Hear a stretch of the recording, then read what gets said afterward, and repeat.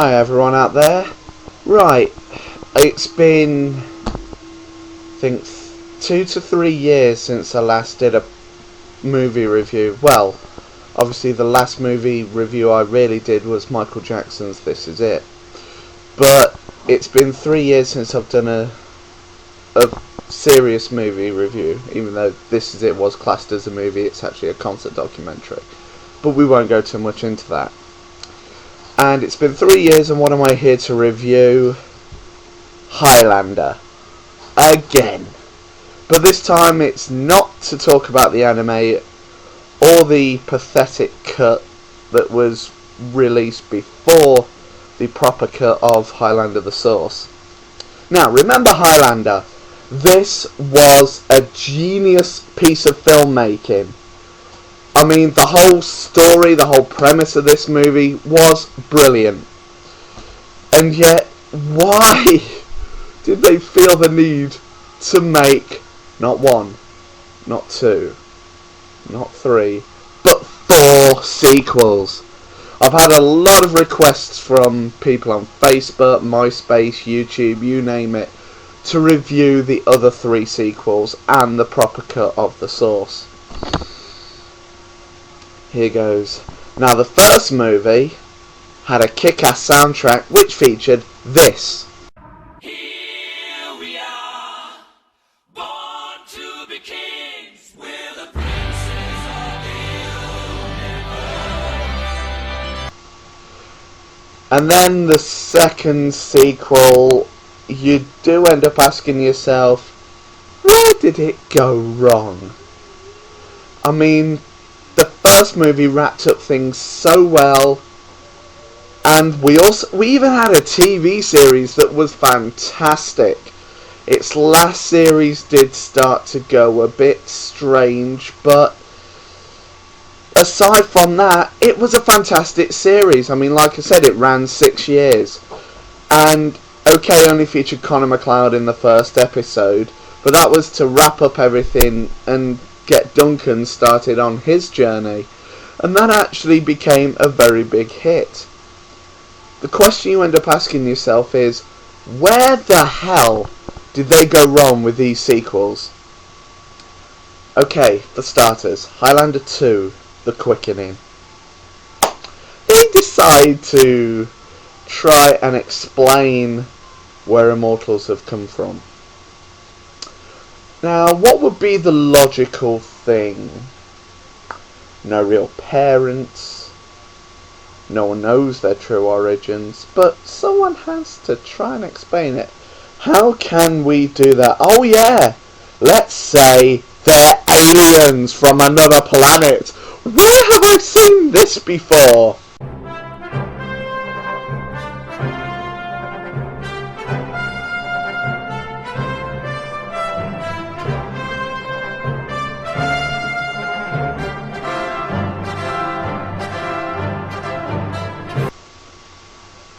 Granted, that movie was a lot of years later, but the whole aliens thing, it seems to be the explanation for everything.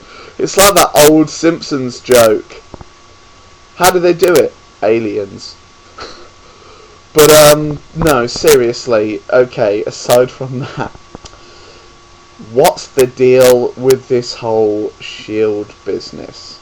I mean, I know there is a hole in the ozone layer that is going to take years to repair, but instead of covering it with some big blob that looks like someone's very cheap effects, yes, I know effects have moved on, and before I get comments saying that, I know that already, there's no need to clarify it before I continue.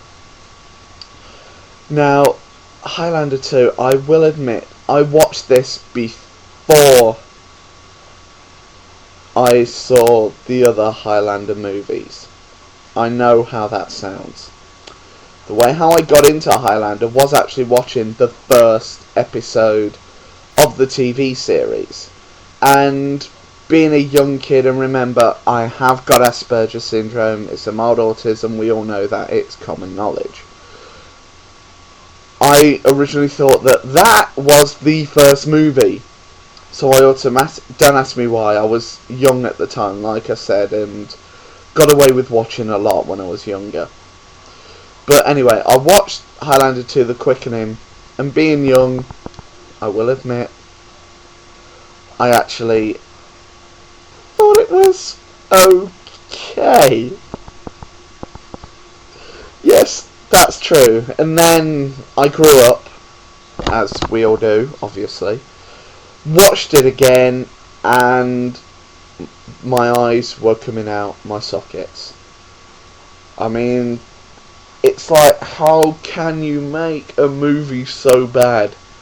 I mean, I think it's fair to say Highlander 2 is worse than Batman and Robin and Home Alone 4 put to... In fact, no, Highlander the Source is worse than those two movies put together, and that does take some doing. I mean, it seemed to start out with a good concept. I mean, but yet again, it's like, how do we make a sequel out of something that we've wrapped up in one movie? Let's completely rape our own franchise, because this is Hollywood. But no, to its credit, Sean Connery stole the show in the whole movie. He is actually what makes it kind of watchable, even though some of the acting is cliche, and I won't go too much into it. Anyway, on to the next movie, which is Highlander 3, The Final Dimension as it's known in America, and The Sorcerer as it's known in the rest of the world. Okay, we've had the dire Highlander 2 The Quickening that never happened. Oh, and I just wanted to point out that I have not seen the Renegade version. I'm not sure if that is any better than The Quickening.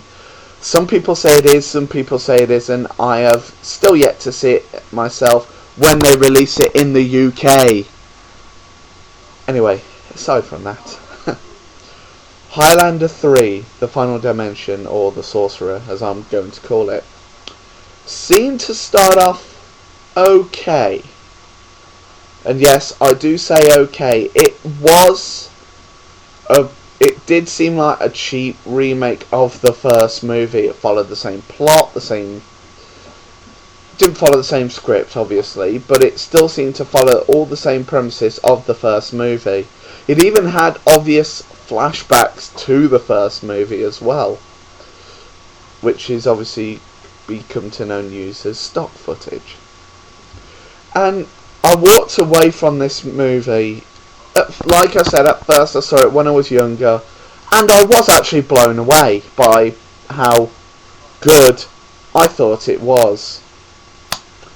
Then again, I watched it again when I was a bit older, and yes, I liked it better than the second one. I mean, I thought nothing could be worse than the second Highlander movie, and they did a good job, more or less. The only thing that was lacking was the Queen hits, which obviously to me is going to be the best band of all time. And it was lacking good acting for a start. I mean, you had no Sean Connery in this one. It was all left up to Conor McLeod to carry the whole movie. And while Christophe Lambert is a good actor, or Christopher Lambert, whatever you want to call him, is a good actor. I mean, I have seen him in a fair few movies, except Fortress 2, which I will not go into. That he has actually done some good acting, but in this you do end up asking yourself, why am I talking in the same line of dialogue throughout the whole film? And that is the world's worst Christopher Lambert impression, and that's all you're going to get from me. And then it all ends the same. You end up with a big bloody battle at the end, and obviously Connor wins. I'm not even sure if it's the prize this time, because he gets raised up in the air like he did in the first movie. But are we really sure that that's it? Anyway, his son comes to fetch him, and they all live. It is a fairy tale ending. It's the whole, driving off with my new partner and my son's in the back, and hey, we're all having a big laugh. And then for some bizarre reason they decide to think, hang on a minute, we've wrapped up the movie again, we've wrapped up the whole series, even though this movie is 10 times worse than the first one. How can we obviously make another sequel? I know, let's make lightning in the sword so that people think we are going to leave this open. Well, thankfully another sequel didn't get made until this direct-to-video and DVD sequel got made, called Highlander Endgame. And this seemed to finally give us the Highlander sequel we had all been waiting for. It was badly acted though, it has to be said. The only three characters I can think that were...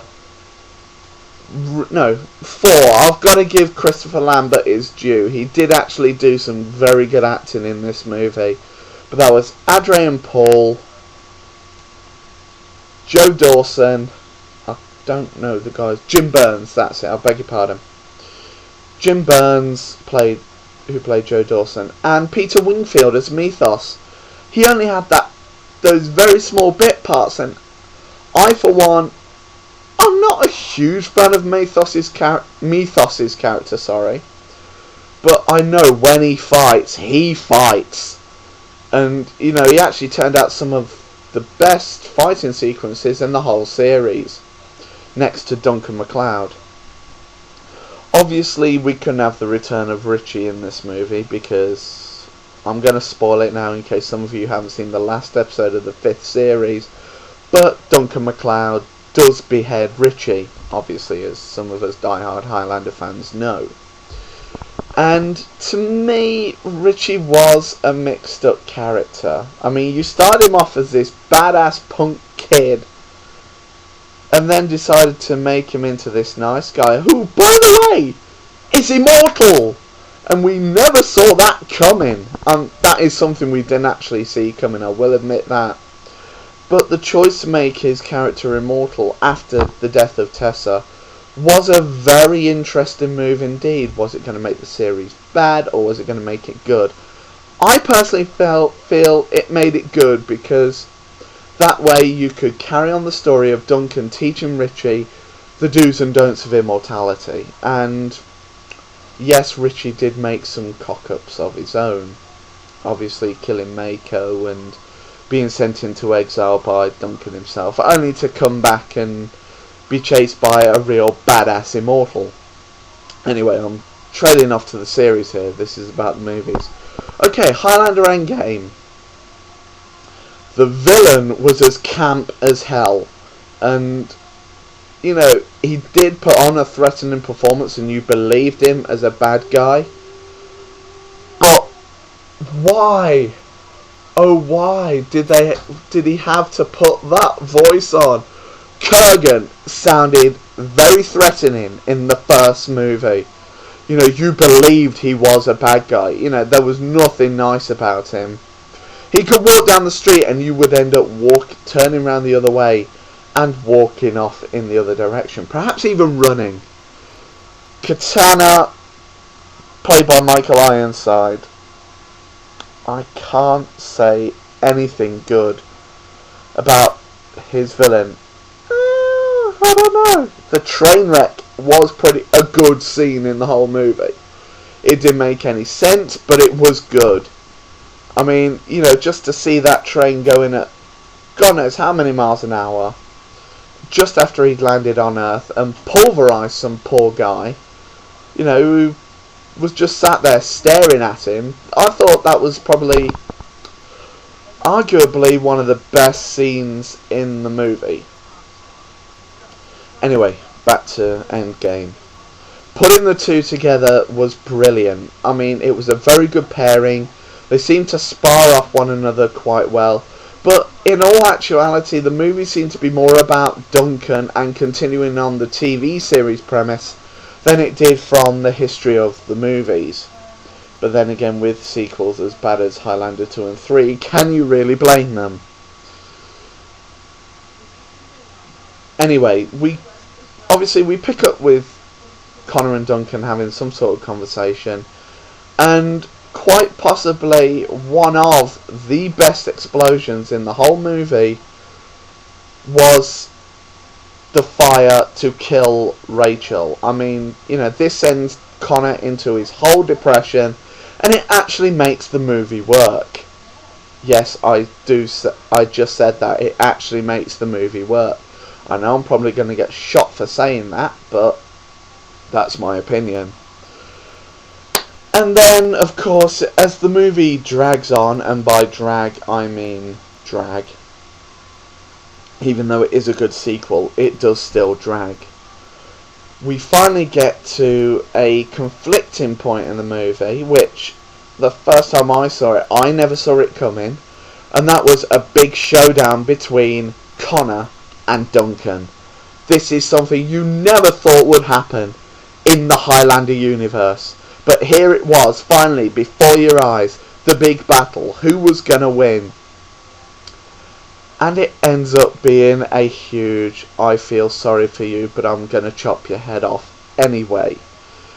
And it was a good death, but Connor could have had a much better death, in my opinion. It's just, oh man. The whole premise, the quickening was brilliant. There were sparks flying. There was things crashing onto the ground that still doesn't seem to hit our main character. And anyway, the whole premise was to put both their strengths together so they would at least have a chance of defeating Kel, who had had 661 confirmed immortal kills. Anyway, the story ends. They didn't even bother to think, could we leave this open for a sequel? Sadly, they did! Another sequel that was called, obviously, Highlander the Source. I have reviewed this already, but that was the Russian cut that for some bizarre reason, I thought it was the final cut, until I read on the Highlander forums that it wasn't the final cut. We were still waiting for that. I have to say, I got rid of the Russian cut, thank you God. But I had to get the official cut just to see if they had made any improvements. Why? I can't stress how bad it was. They even tried to recut some of the footage at the end of the movie to recap everything that you had just seen. It's like you say to yourself, I have just seen this whole movie, why make me relive how bad it was? There was one good thing. Yes, there was actually a good thing about Highlander the Source. The opening. It was so much better done than the original Russian cut. And the titles were a lot better as well. I can't describe how bad this film was. It is like they just deliberately made it to be bad. This film, I have to say, it was worse than Batman and Robin, Superman 4, and Home Alone 4 put together. And that does take some doing. It's even worse than, dare I say it, Mummy, Tomb of the Dragon Emperor. That is another movie that they just set out to make to be bad and bomb at the box office. But I'll get into that another time if people will let me review another movie after completely ripping these sequels apart. And I think I'm probably going to get a lot of people agreeing with me after those god-awful guitar videos I posted 4 years ago when I was a naive teenager and thought anything I made sounded good. And yes, I am going to remove those at some point and hopefully do a better video. I mean, I'm trailing off again. This is part of Asperger's for you. We do trail off a lot. But no, Highlander the Source. I can't think of a worse movie I have ever seen in my life. Adrian Paul, who's from the TV series, as we all know, plays Duncan MacLeod. He manages to be witty, he manages to take his character into new dimensions. Even in the last series, he manages to take Duncan MacLeod into a place we have not seen him go before. This seems to be, what should I do? I know. I'll try and meddle all the depressing facts of Duncan MacLeod and put them together. I mean, he even gets his sword destroyed halfway through the film, which is the Highlander sword, the Japanese katana. And then he ends up going for these, I'm not sure if they're Chinese knives or scythe Japanese knives or what have you, I'm not sure. People will have to tell me about them in the comments. But, and what made it even worse, yet again, was they decided to keep the god-awful Queen covers. I have not heard a singer sing so badly out of key for Queen songs, and that takes some doing. I have seen a fair few bands do Queen covers, and they really struggle to reach Freddie's vocal. Even I do, and I'm the first person to admit that. Even I struggle with Freddie's vocal range because he was such a god of singing, and it's hard to believe he would have been 64 this Sunday. That's for you Queen fans out there. But no, you just think to yourself, why did you put this in the movies? And did Freddie's estate get a single cent of what was used? We don't know. But no, sadly, this movie really, I mean, he doesn't even decapitate a single bad guy at the end of this. It's all done through, dare I say it, talking. Now, in a Highlander movie, we know what ultimately ends the villain is chopping off his head, but they couldn't even do that. And why couldn't they? I mean, this was supposed to be a traditional Highlander movie that was supposed to be the first of a new trilogy. Thank God they scrapped that idea very quickly. But no, sadly, I don't know why they did Highlander the Source. Yet again, it's like they just did a movie that was set out to be bad, after they'd made such a success with the TV series. And then you think to yourself, can nightmares really come true? Can they really? And they have. They're going to make a remake to try and reboot the franchise and remake this cinematic masterpiece. Why? I would love to know. Yet again, it's like the Karate Kid. Okay, that was actually quite good. I did actually enjoy that remake because it played more on the racial boundaries, it brought it into modern times, and they actually did a good job with it, in my opinion. But why remake Highlander when they've already raped the franchise enough with its movie sequels? The only good thing to come out of the Highlander series in recent years was this. The anime, The Search for Vengeance. This should have been the Highlander sequel 20 odd years ago. Started off with a new character, a new premise, set it in a new world. This would have really worked as a sequel had they made it a live action. Okay, that is it for my movie reviews. I hope you enjoyed that little trip down memory lane, and I hope I finally satisfied the people who were asking me to review the other 3 sequels. I'm Guitar Girl 645 signing off, and hopefully I shall be back with another good movie review soon. And it won't be Highlander, I can promise you all that. Okay, take care of yourselves, and I'll see you all soon. Take care.